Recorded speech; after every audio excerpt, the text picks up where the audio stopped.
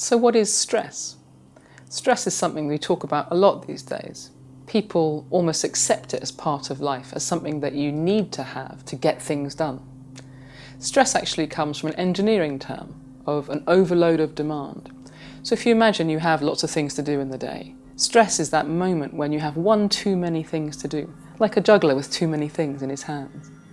What happens in that moment is we are overloaded and our body panics and it wants to get away. It goes into a very well-evolved state of fight or flight, and your body dumps acid into the stomach to digest, to get rid of unnecessary weight.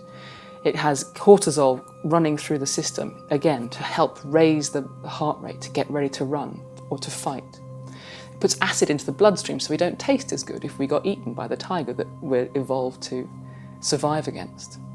But these days, our stresses happen in the car, in the office, at home, when we're just doing normal life.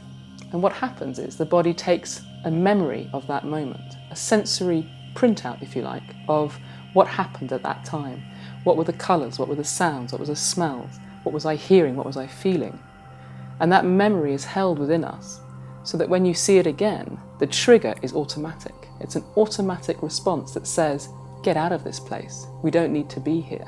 So we are accumulating these memories of stress in our bodies physiologically, not because we choose to, but because we're evolved to do so.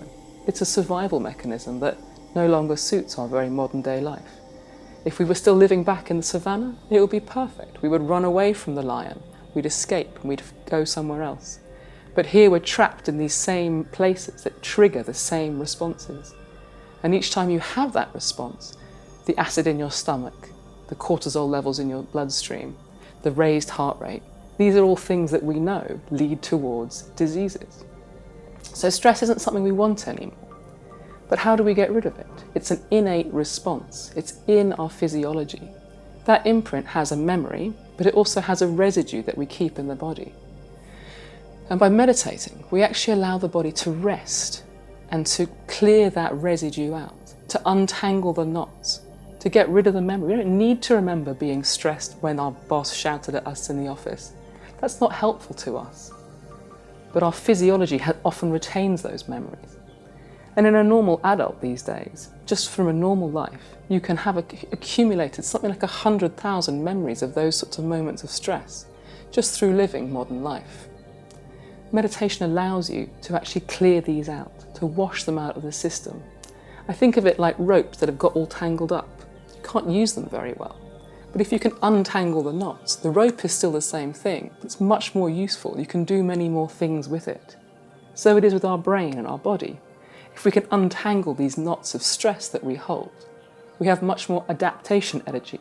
We have energy within us that allows us to be available, to be creative, to go and do things, to deal with the stressed out boss. Their stress is their problem. We are available and able to react proactively rather than respond and react in a negative way.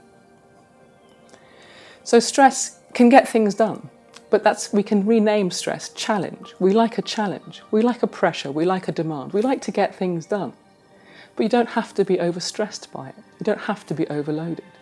And meditation has allowed me to access that. I still work in a busy place, but at the end of the day, I know I can clear it out, I can meditate, and all the drama of the day can just be washed away.